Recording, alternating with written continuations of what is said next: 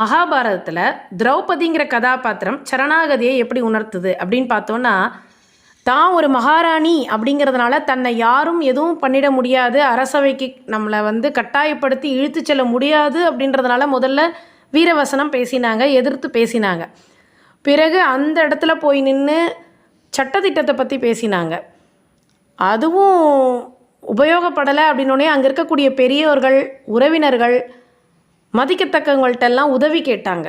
அதுவும் நடக்கலைங்கும்போது தான் அவங்களுக்கு அந்த சரணாகதின்ற தத்துவம் அது எல்லாம் முடிஞ்சதுக்கப்புறம் தான் அவங்களுக்கு அந்த சரணாகதி, நம்ம படைச்சவர் ஒருத்தர், முழுமுதற் கடவுள் ஒருத்தர், அவர் தான் நம்மளை காப்பாற்ற முடியுங்கிறத உணர்ந்து தன்னுடைய இரு கைகளையும், அது வரைக்கும் என்னால் காப்பாற்றிக்க முடியும்னு ஆடையை பிடிச்சிக்கிட்டு மார்போட அணைச்சிக்கிட்டு கைகளை அந்த புடவையை விடாமல் பிடிச்சிக்கிட்டாங்க. தன்னால் தன்னை காப்பாற்றிக்க முடியும் அப்படின்ற மாதிரி. எப்போ அவங்க அதை உணர்ந்து தன்னால் எதுவும் இல்லை, எல்லாத்துக்கும் ஒருத்தர் இருக்கான் அப்படின்றத உணர்ந்து கைகள்